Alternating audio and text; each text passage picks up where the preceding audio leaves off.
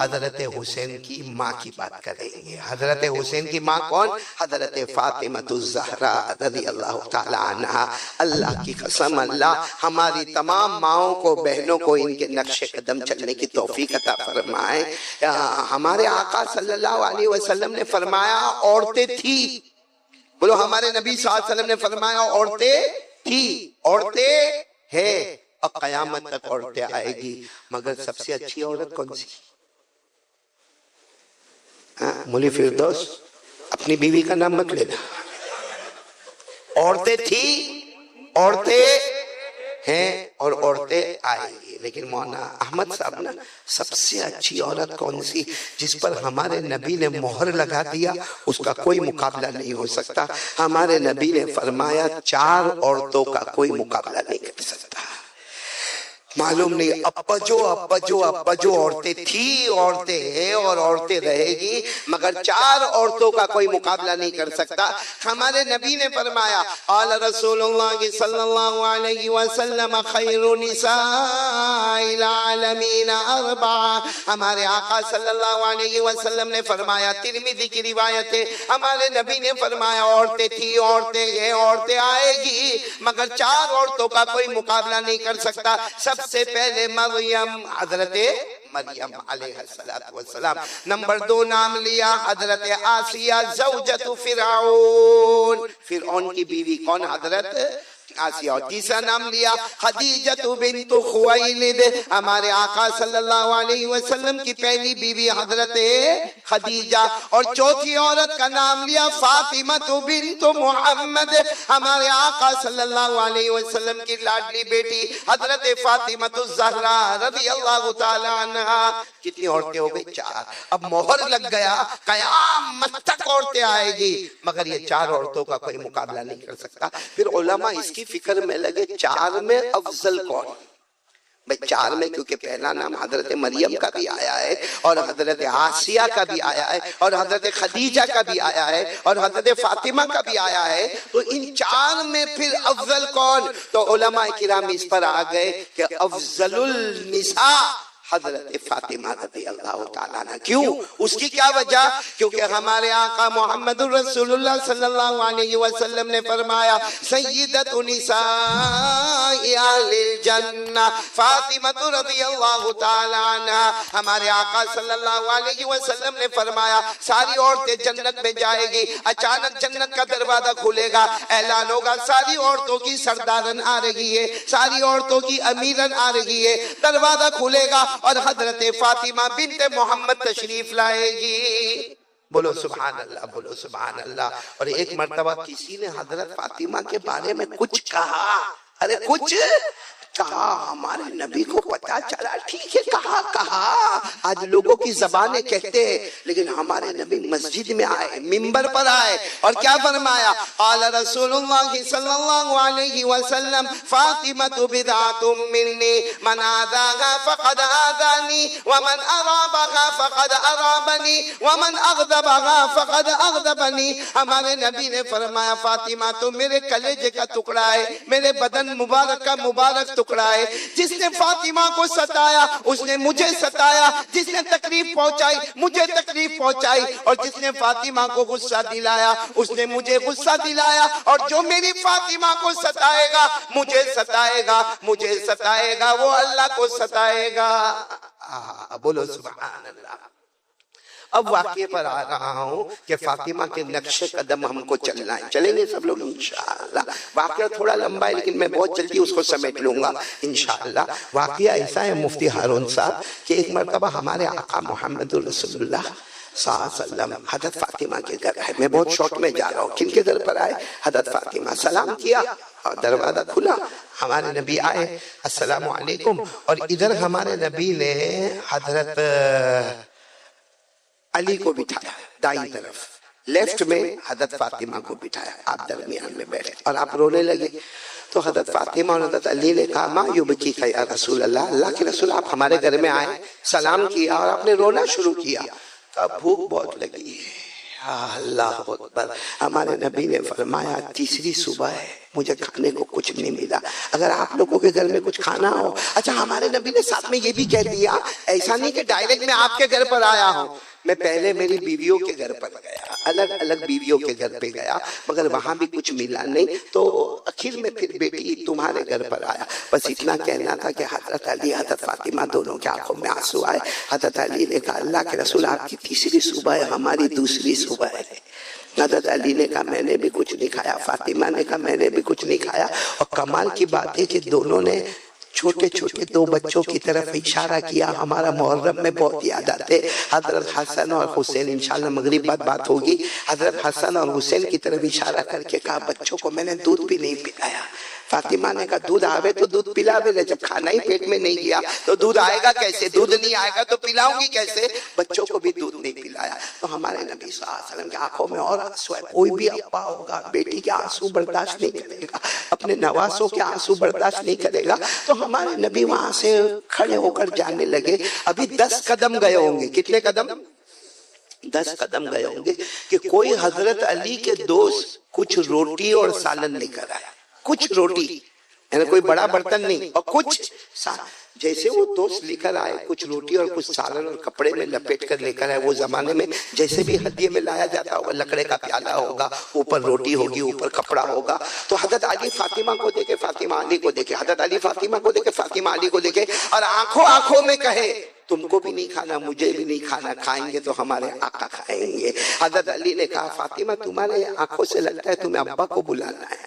حضرت فاطمہ نے کہا تمہاری آنکھوں سے بھی تو لگتا ہے کہ ابا کو بلانا ہے. کہاں انہی کو بلانا ہے, جاؤ بلا کر لاؤ. حضرت علی, ابھی ہمارے نبی 10 قدم گئے ہوں گے, اللہ کے رسول, اللہ کے رسول, اللہ کے رسول, السلام علیکم, السلام علیکم. ہمارے نبی پیچھے مڑے, وعلیکم السلام, کیا ہوا؟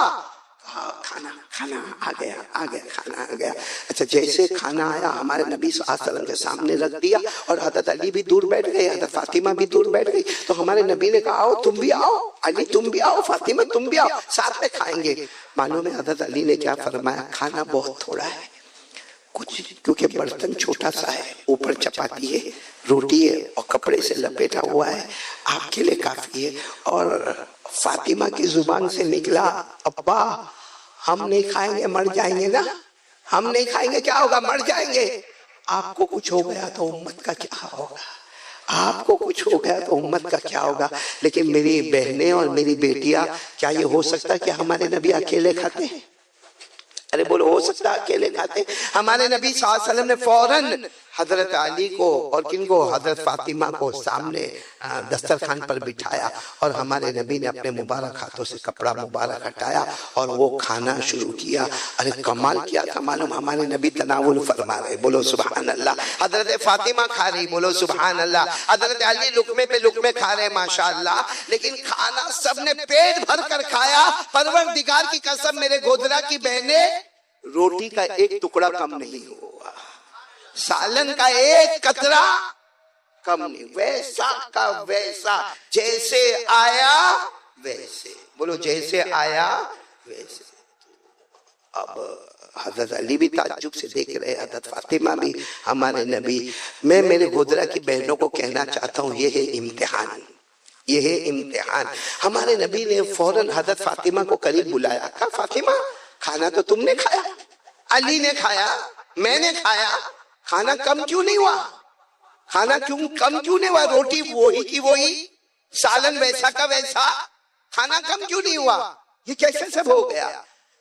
بھائی ہم ہوتے, آپ ہوتے, اور ہمارا جواب بھی صحیح ہوتا, کیا ہوتا, اللہ کے رسول آپ کی مہربانی, سرکار آپ کا کرم, سرکار آپ کی یہ نعمت. لیکن حضرت فاطمہ کی آنکھوں میں آنسو آئے, کہا ابا کہوں اس کا جواب دے دوں, اس کا جواب دے دوں کہ روٹی کیوں کم نہیں ہوئی, سالن کیوں کم نہیں ہوا. ابا نے کہا یہی تو پوچھنا چاہتا ہوں, جواب دو. فرمایا ھذا من عند اللہ, یہ اللہ کا فضل ہے, باقی کسی کا فضل نہیں. کس کی طرف اشارہ کر دیا, ھذا من عند اللہ, یا اللہ. میرے دوستو ہمارے نبی, دیکھو بیٹی کی کامیابی پر کیا ہوتا ہے. آج جیسے یہ مولانا کی بیٹی نے پڑھا, ہم سب کو کتنی خوشی ہوئی, اللہ کے رسول کو اتنی خوشی ہوئی, اتنی خوشی ہوئی, کھڑے ہو گئے, بیٹی فاطمہ کی پیشانی کو چوما اور کہا بیٹی فاطمہ آج تو اپنے ایمان میں کامیاب ہو گئی، بولو سبحان اللہ، آج تیرا ایمان مکمل ہو گیا۔ اور ایک جملہ ہمارے نبی نے فرمایا، بیٹی فاطمہ تیرا مرتبہ تو آج مریم سے بھی اونچا ہو گیا، تیرا مرتبہ تو آج حضرت مریم سے بھی اونچا ہو گیا۔ سوال ہوتا ہے کہ حضرت مریم سے مرتبہ اونچا ہو گیا تو حضرت مریم کا کون سا واقعہ ہے؟ تو وہ بھی سنتے ہوئے چلو۔ حضرت مریم کا واقعہ ایسا کہ حضرت مریم کے خالو یا ماموں حضرت زکریا، بولو کون؟ ساتھ میں بولو کون؟ حضرت زکریا۔ اور حضرت مریم انہی کی پرورش میں، خالو یا ماموں کون؟ حضرت زکریا علیہ السلام کی پرورش میں۔ اور ان کے لیے، حضرت مریم کے لیے مسجد میں ایک سائیڈ پر کمرہ بنایا گیا، جو کمرے کا نام تھا محراب۔ بولو کمرے کا کیا نام تھا؟ محراب۔ وہاں حضرت مریم 24 گھنٹہ بیٹھی رہتی، وہیں کھانا، وہیں پینا، وہیں سونا، اللہ اللہ اللہ اللہ اللہ اللہ اللہ اللہ کرتی رہتی۔ اور جو ماموں تھے یا خالو تھے کون؟ حضرت زکریا، وہ کبھی کھانا لے کر آتے تھے، کبھی بستر لگا دیتے تھے، لیکن حضرت مریم 24 گھنٹے، بولو زبان پر کس کا نام؟ بلکہ آپ کو تعجب ہوگا، حضرت مریم جب نماز پڑھتی تھی نا، وہ زمانے میں جیسے بھی نماز تھی، لیکن حضرت مریم جب نماز پڑھتی تھی تو آسمان کے فرشتے کہتے تھے، اللہ جو مریم عبادت کرتی وہ عبادت تو ہم بھی نہیں کر سکتے۔ کیسی عبادت کرتی ہوگی؟ وَإِذْ قَالَتِ الْمَلَائِكَةُ يَا مَرْيَمْ إِنَّ اللَّهَ اصْطَفَاكِ وَطَهَّرَكِ وَاصْطَفَاكِ عَلَى نِسَاءِ الْعَالَمِينَ يَا مَرْيَمْ اقْنُتِي لِرَبِّكِ وَاسْجُدِي وَارْكَعِي مَعَ الرَّاكِعِينَ۔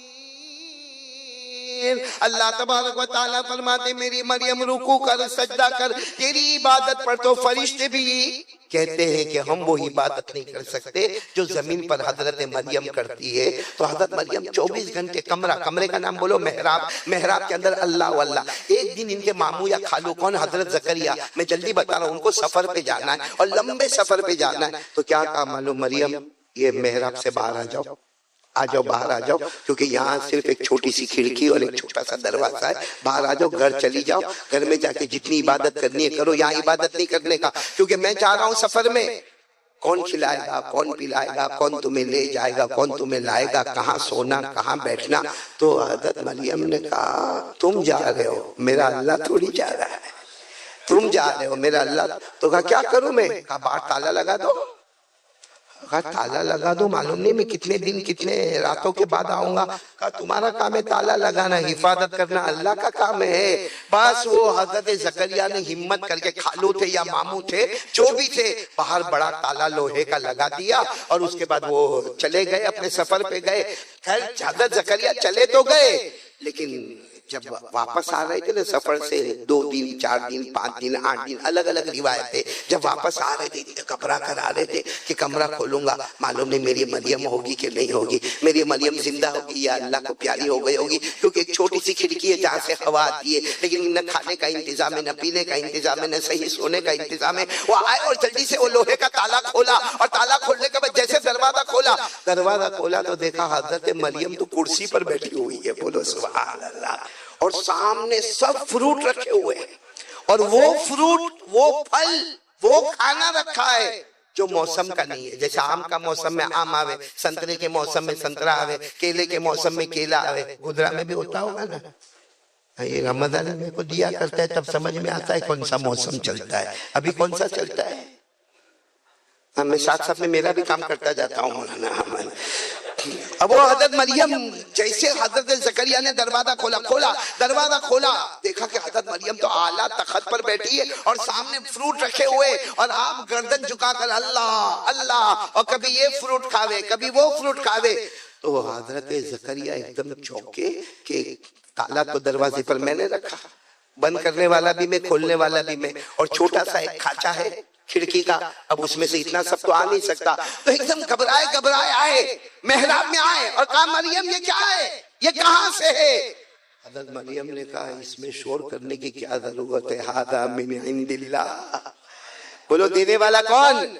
یہ واقعہ قرآن کریم میں آیا وَكَفَّلَهَا زَكَرِيَّا كُلَّمَا دَخَلَ عَلَيْهَا زَكَرِيَّا الْمِحْرَابَ وجد عندها رزقا قال يا مريم أنى لك هذا قالت هو من عند الله إن الله يرزق من يشاء بغیر حساب. حضرت زکریا نے پوچھا یہ سب کہاں سے آیا؟ حضرت مریم نے کہا دینے والے تم نہیں، دینے والا میرا اللہ ہے، اور وہ جب چاہتا ہے جیسے چاہتا ہے چھپر پھاڑ کے عطا کرتا ہے. اس لئے کرنے دھرنے والا کون؟